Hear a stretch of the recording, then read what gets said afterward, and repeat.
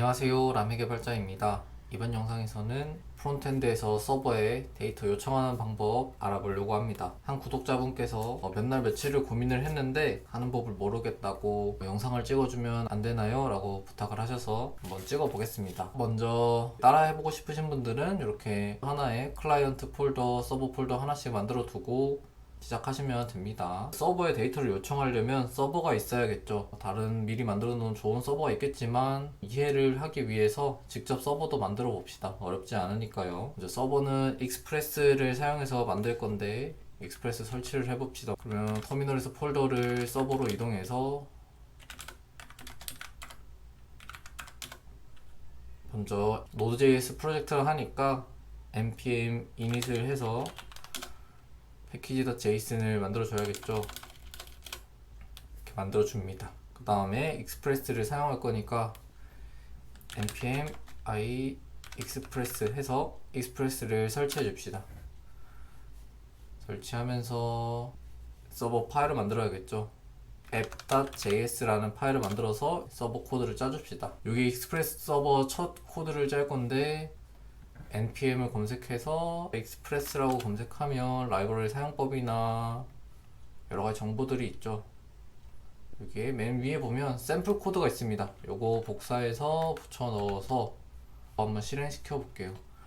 근데 이거 서버 실행됐을 때 콜백 함수로 실행시키면 실행할 함수를 넣어줘서 잘 실행됐는지만 확인할 수 있게 추가해 줍시다.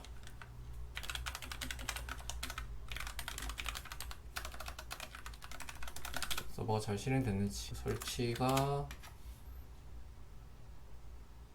다 됐네요. 그럼 실행시켜 봅시다. node app.js.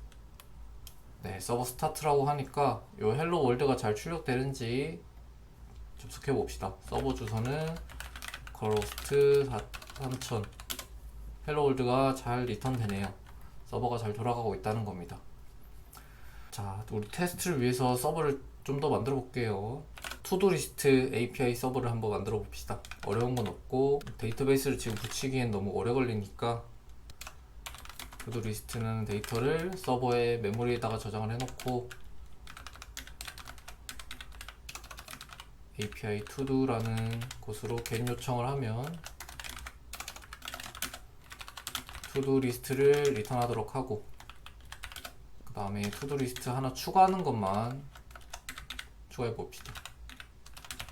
to도라는 API로 포스트 요청을 하면 데이터를 추가할 수 있게 데이터는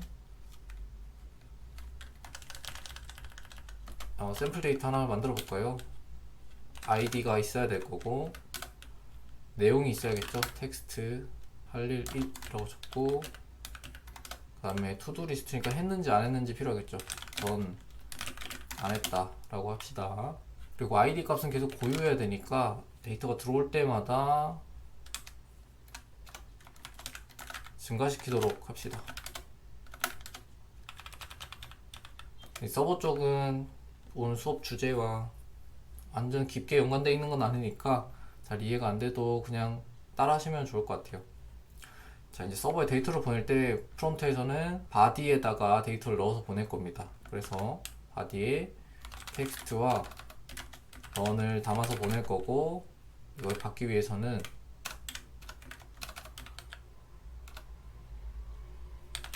게스트 body에 데이터가 들어있을 겁니다. 자, 근데 익스프레스에서 바디에서 데이터를 꺼냈으려면 바디 파서가 필요합니다. 바디 파서는 익스프레스에서 기본으로 지원하는 거니까 문서에서 찾아봅시다. 바디 파싱을 하려면 요거 두 개를 추가하면 된다고 하니까 추가해 봅시다. 클라이언트에서 바디에 데이터를 담아 보내면 이렇게 꺼내 쓰기 좋게 해주는 파서예요. 바디 파서.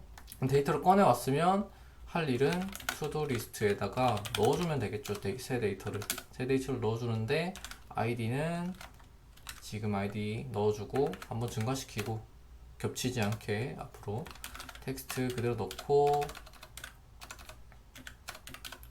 넣어주면 되겠죠. 자, 이러면 그리고 다 넣었으면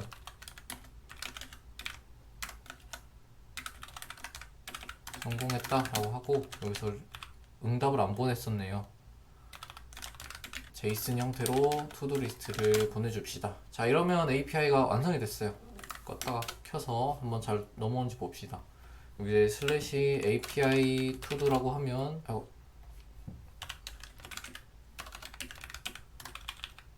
레스폰스를 만들진 않았네요. 다시 한번 해봅시다. 다시 새로 고침을 하면 네, 데이터가 잘 넘어오네요. 그리고 포스트도 잘 추가되는지 한번 해봅시다. 이런 API 테스트할 때 포스트맨이라는 걸 쓰죠. API 포스트라고 하고 바디에다가 데이터를 넣어봅시다. 넣어서 보내줘야 되는 건 텍스트와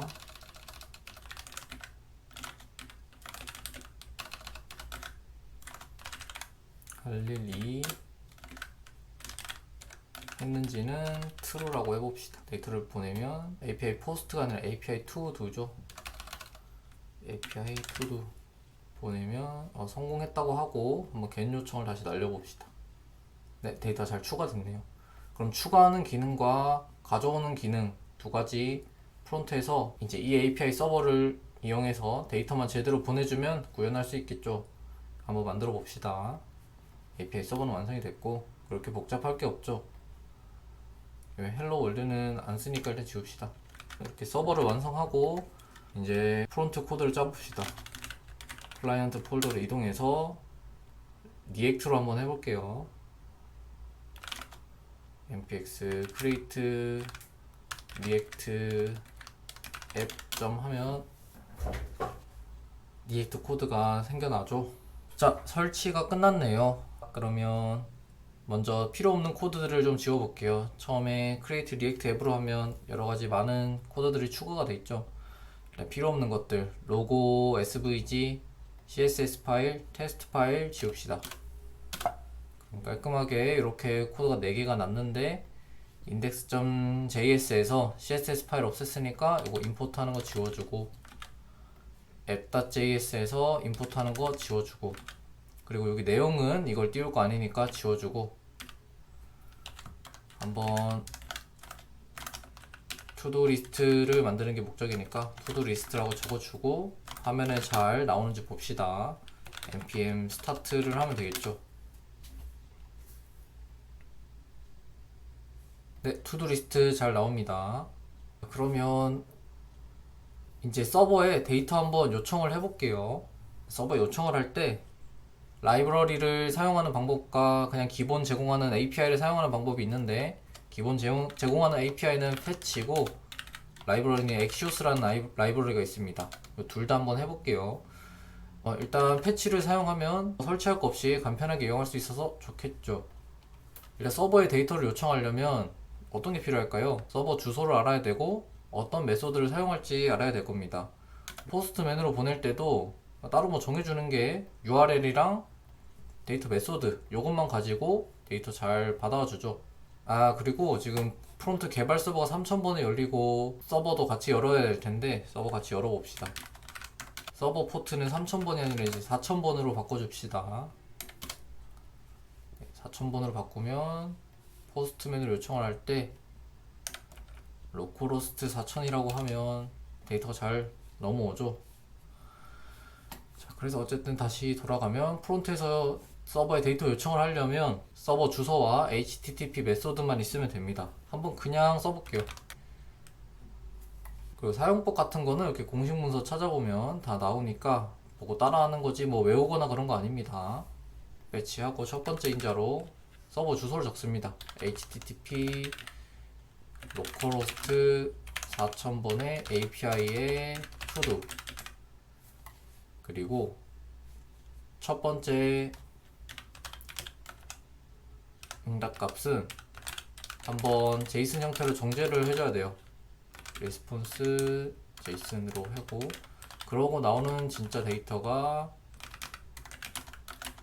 우리가 알고 싶은 그 투두 리스트 데이터입니다.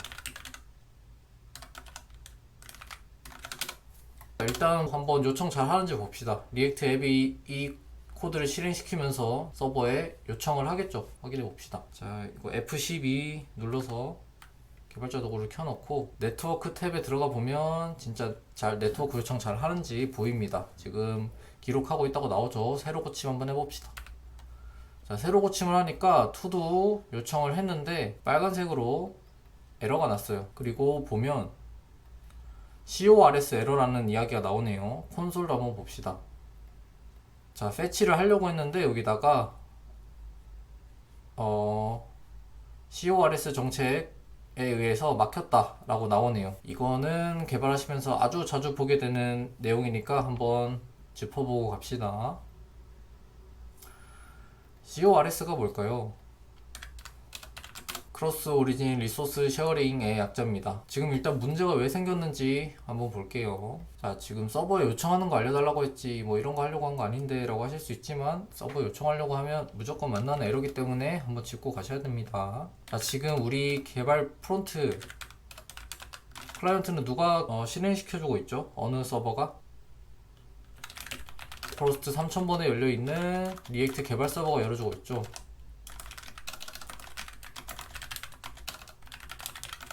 그리고 서버는 로컬호스트 4000번에 열려 있습니다. 맞죠? 자, 그러면 이 두 개는 서로 오리진이 달라요. 오리진이라는 거는 호스트와 포트를 포함한 데이터의 출처를 의미하는 건데 출처가 지금 달라요. 포트가 다르기 때문에. 그래서 로컬호스트 3000번에 온 데이터랑 로컬호스트 4000번에 온 데이터는 출처가 다르다. 오리진이 다르다. 자, 그러면은 여러분이 웹의 개발자라고 생각을 해봅시다. 이 오리진이 다르다는 거는 막 데이터를 꺼내가도 되는 그런 사이일까요? 아니면 굉장히 조심해서 다뤄야 되는 사이일까요? 자, 지금 보면 로컬호스트 같으니까 포트만 다르고 이 정도 차이면은 그냥 내 컴퓨터 안에서 포트만 다른 수준이니까 꺼내가도 괜찮을 것 같은데? 라는 생각이 드실 수 있어요. 근데 오리진이 다르다라는 거를 좀 더 예를 극단적으로 들어보면 네이버라는 서비스가 있을 거고 구글이라는 서비스가 있을 거예요. 이 오리진이 서로 다르죠. 지금 아예 도메인이 다르니까. 근데 오리진이 다를 때 데이터를 막 꺼내가도 된다라고 하면은 여기처럼 서로 오리진이 다를 때 클라이언트에서 서버에 데이터를 막 꺼내가도 된다고 생각을 하면 네이버에서도 구글에 막 데이터를 꺼내가도 된다라고 하는 거랑 같은 이야기예요. 그러면 될까요? 당연히 안 되겠죠. 그래서 웹 만드신 분은 오리진이 다르면 일단 무조건 막는다를 기본으로 한 거예요. 당연한가요? 당연 안 한가요? 당연하죠. 그래서 저희도 똑같은 컴퓨터에서 했지만 오리진이 달라서 오리진이 다르면 꺼내갈 수 없다라는 정책에 막힌 겁니다. 자, 그러면 생각해 봅시다. 클라이언트가 서버에 데이터를 꺼내가고 요청을 하고 하는 거죠. 서버는 그걸 제공해 주는 거고요. 그러면 이 CORS로 막아버린 정책은 누가 풀어줘야 될까요? 클라이언트가 풀어야 될까요? 서버가 풀어야 될까요? 우리가 은행에 돈 빌리러 갈 때 남의 통장 못 꺼내가는 거는 누가 결정하는 건가요? 우리가 정하는 건가요? 창구 직원이 정하는 건가요? 창구 직원이 못 꺼내가게 하는 거죠. 이거를 클라이언트가 서버로 보면은 우리는 클라이언트고 서버가 창구 직원이 되겠죠. 창구 직원이 정하는 겁니다. 돈을 줄지 말지는, 데이터를 줄지 말지는 서버가 정하는 겁니다. 그래서 서버에서 CORS 정책을 해결을 해야 됩니다. 서버가 해결하지 않으면 클라이언트에서는 방법이 없어요. 그래서 서버에 CORS 정책을 허용해 봅시다. 오리진이 달라도 꺼내갈 수 있다 라고요. 그런 걸 쉽게 해주는 라이브러리가 있습니다. npm에서 CORS라고 검색을 하면은 제일 위에 나오죠. 이렇게 설치하고 이렇게 붙이기만 하면 CORS 정책을 풀어줍니다. 그리고 여기 안에 옵션 아무것도 안 나오면 어떤 오리진이든 데이터 꺼내갈 수 있다 라고 하는 거니까 저희는 이거 한번 추가해 봅시다. 일단 서버에서 CORS를 추가하고 이 미들웨어를 추가해 줍시다.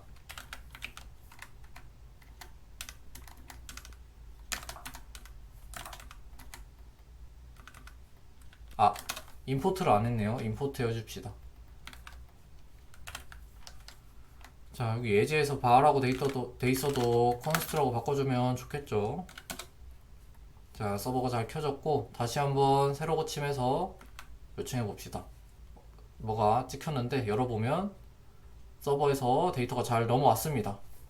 이게 질문 주신 분이 원하시는 동작이었을 거예요. 하지만 이것만 보여드리면 섭섭하죠. 이걸 그래서 결국 이 화면에 띄우는 게 목적이셨을 테니까 화면에까지 한번 띄워봅시다. 자, 그럼 여기서 받은 데이터를 화면에 띄우려면 어떻게 하면 될까요? 뭐 여러가지 방법이 있겠지만 가장 간단하게 use state로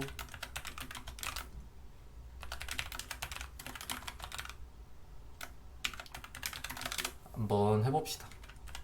널이라는 데이터를 넣고 이제 여기서 데이터 다 받으면 콘솔 로그 찍고 있는데 콘솔 로그 찍는 게 아니라 투두 리스트에 데이터를 넣어줄 수 있으면 좋겠죠. 그럼 어떻게 하면 될까요? 이렇게만 하면 투두 리스트에 데이터가 들어가겠죠. 자, 근데 여기 지금 난리가 났죠. 이거 왜 이럴까요?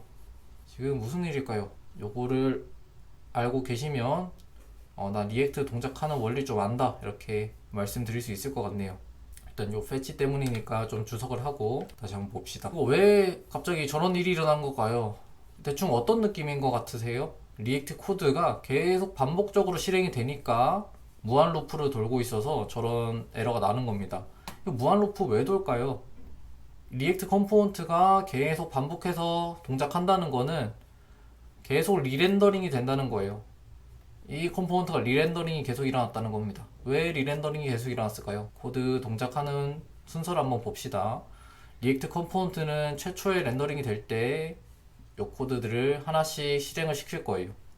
그래서 use state로 to do list 상태도 만들어주고 그 다음에 9번 줄을 실행시키겠죠. fetch해서 데이터 가져와라 라고 할 겁니다. 하지만 이건 시간이 좀 걸리기 때문에 아직 끝나지는 않았겠죠. 요청을 보냈을 당시에는. 그 다음에 리턴문을 실행시켜서 화면에 이 투두 리스트를 찍기 위해서 코드를 실행시켰습니다. 자, 여기까지 잘 돼서 투두 리스트가 잘 찍혔을 거예요. 그 다음에 서버에서 응답이 오면 요 코드를 실행시키고 요 코드를 실행시키겠죠. 자, 근데 여기서가 문제입니다. 여기서 이 코드 실행시키면 어떻게 되나요? 리액트 컴포넌트는 상태가 바뀌면 리렌더링이 됩니다. 이 set to do 리스트를 실행시켰다는 건 이 상태를 바꿨다는 거죠. 그래서 지금 set to do 리스트로 상태 바꿨으니까 리렌더링 해라 라고 할 겁니다. 리렌더링이 뭔가요? 그냥 요 코드를 다시 실행시킨다는 거예요. 요 훅 한번 실행된 훅만 빼고요. 그러면 다시 이제 앱이 리렌더링 되면서 위에서 실행이 됩니다. 7번은 훅에서 받아온 거니까 딱히 하는 일이 없을 거고, 다음에 9번 다시 패치를 만나요. 그럼 무슨 일을 하나요? 또 서버에 요청을 보냅니다. 그리고 리턴 요걸 실행시켜서 화면을 다시 찍을 거고, 그 다음에 서버에 응답이 오면 다시 요 코드를 실행시켜서 다시 set to do 리스트를 하면 또 상태가 바뀌었다고 생각하겠죠. 또 리렌더링이 일어납니다.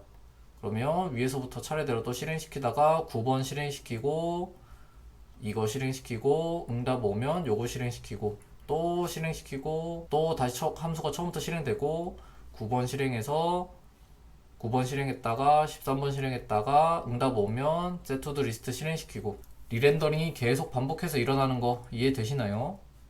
천천히 한번 살펴보세요. 자, 그러면 계속 리렌더링 되는 이유는 뭔가요? 이 fetch가 리렌더링 될 때마다 실행되도록 코드를 짰기 때문이에요. 사실 얘는 리렌더링 될 때마다 실행되는 게 아니라 최초에 컴포넌트 한 번 렌더링 할 때 실행되면 좋겠죠. 그러면 어떻게 하죠? 처음 컴포넌트 렌더링 될 때만 실행됐으면 좋겠다. use 이펙트를 써야겠죠. use 이펙트에다가 두 번째 인자로 디펜던시 아무것도 넣지 않으면 딱 한 번만 실행시킬 거예요. 이러고 새로 고침 한번 해봅시다. 자, 그리고 이제 투두 리스트를 화면에 한번 찍어 볼게요. 투두 리스트는 배열로 넘어올 거니까 투두 리스트 맵 하고 투두 리스트에 데이터 어떤 거 들어있었죠? 투두 리스트에는 아이디와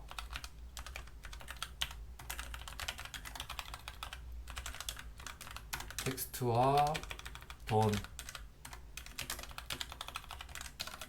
이렇게 들어있을 거고, 그리고 여기 맵을 돌리니까 키값이 필요하겠죠. 키값은 항상 고유한 값 투두의 id라고 하면 될 것 같습니다. 자, 이렇게 하면 데이터가 잘 넘어왔어요. 그리고 더는 true, false니까 화면에 지금 1로 아무것도 나오지 않는데, 얘가 true일 때는 y라고 하고 아닐 때는 n이라고 합시다. 자, 그러면 n 이렇게 나오고 이렇게 데이터가 나옵니다. 자, 이러면 한 번만 실행시키고 무한 리렌더링이 되지 않죠. 그래서 이런 식으로 코드를 짜주셔야 됩니다. 어렵지 않죠? 데이터 요청을 했을 때 매번 데이터를 세팅하도록 하는 게 아니라 유지 이펙트를 이용해서 첫 렌더링 될 때만 한번 가져오도록 하는 거. 어렵지 않죠? 자, 그러면 이제 데이터 추가하는 거 한번 해봅시다. 추가하는 API도 만들었었죠. 자, 데이터 추가하려면 먼저 UI가 필요하겠죠. 여기다 한번 만들어 봅시다. 요거를 폼으로 감싸서 폼 각각 네임을 지정해주고, 여기다 입력되는 건 텍스트다, 여기다 입력되는 건 done이다, 그리고 얘는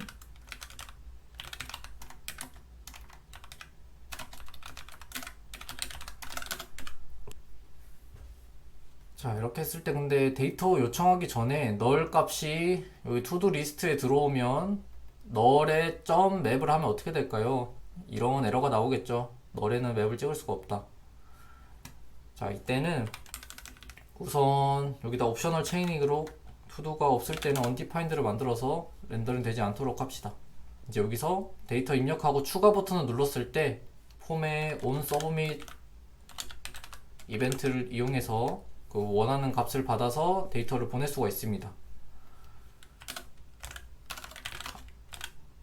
onSubmit handler라는 함수를 만들어서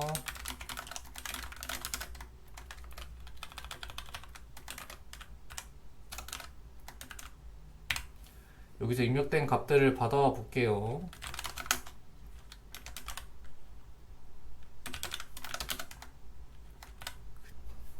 그럼 데이터 받아왔으면 클릭했을 때 뭘 하면 되나요? 서버에다가 요청을 하면 되겠죠. 배치 서버에다가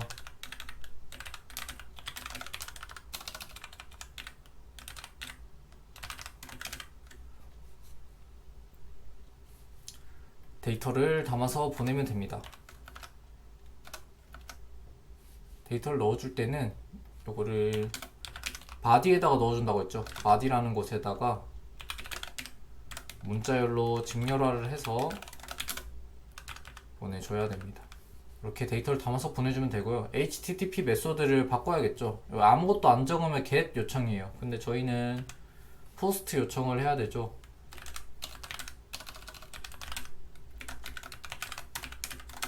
post 요청을 하면 됩니다. 딱히 응답을 받아서 뭘 할 건 아니기 때문에 요청만 보내고 끝내봅시다. 자, 이렇게 하고 한번 입력해서 추가해 봅시다.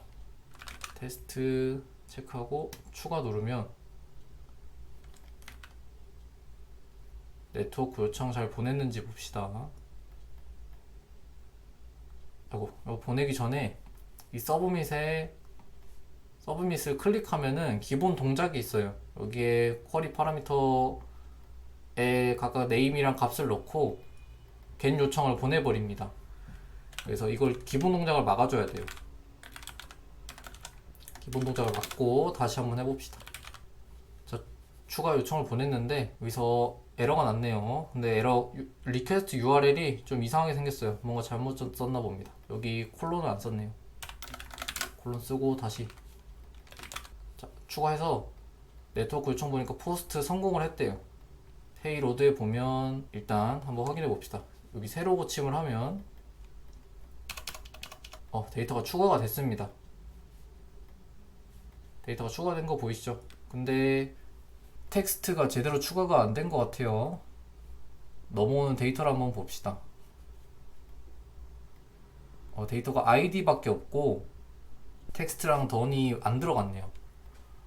서버에서 바디를 잘 못 꺼내 쓰는 것 같네요. 서버 코드를 봅시다. 여기서 데이터가 잘 넘어오는지 봅시다.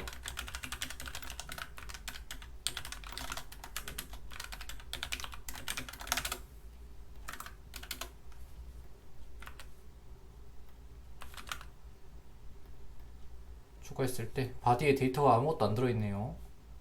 다시 한번 직렬화를 해서 해봅시다.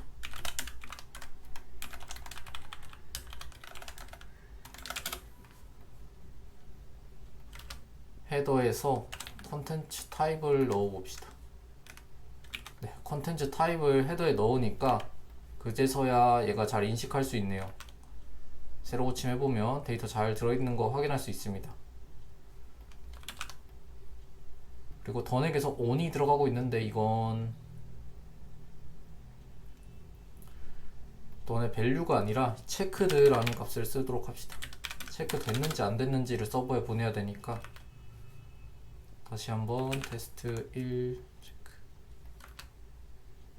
체크 됐으면 체크 됐다고 하고 true가 넘어가고, 체크 안 됐으면 체크 안 됐고 false가 넘어가네요. 잘 되죠. 이거 조금 보기가 안 좋으니까 CSS 한 번만 조금만 추가해 봅시다. 여기 디스플레이 플렉스만 줘도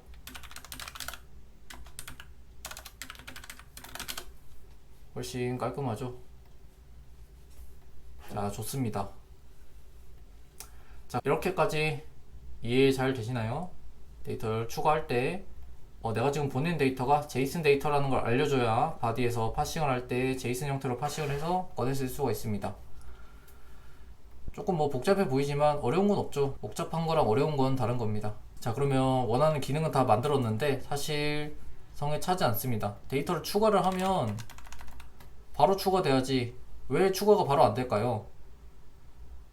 이거 추가하는 순간에는 서버에 데이터가 추가 안 됐을까요? 서버에 데이터 추가됐습니다. 근데 왜 화면에 보이는 건 요 8번 테스트 111이 안 보이는 걸까요? 왜 안 보일까요? 여기 있는 데이터 왜 나왔나요? 패치를 해서 데이터 받아와서 나오는 거죠. 근데 추가했을 때 서버의 데이터는 바뀌었을 건데 그 바뀐 데이터를 다시 받아왔나요?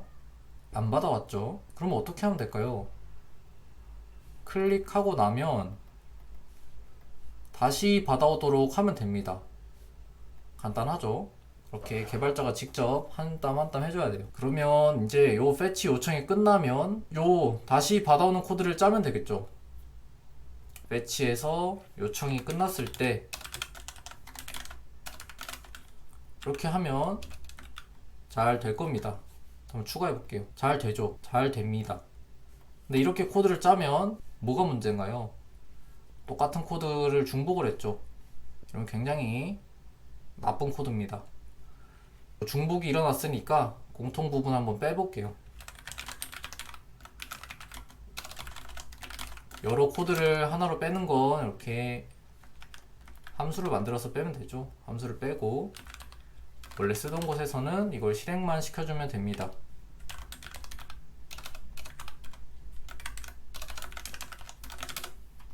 그래도 똑같이 동작을 할 겁니다.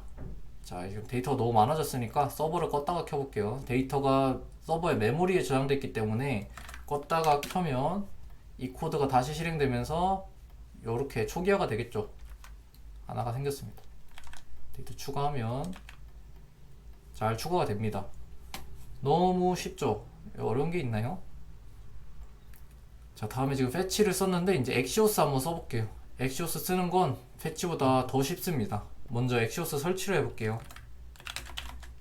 npm install 엑시오스. 그리고 쓰는 곳에 임포트를 이렇게 해주고, 자, 다음 패치를 쓰는 곳에 엑시오스로 대신 써주면 됩니다. 자,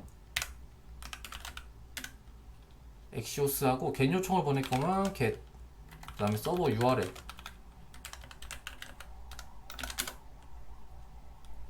그리고 응답이 끝났으면 똑같이 then 응답, 그리고 응답이 왔으면 뭘 하는 거죠?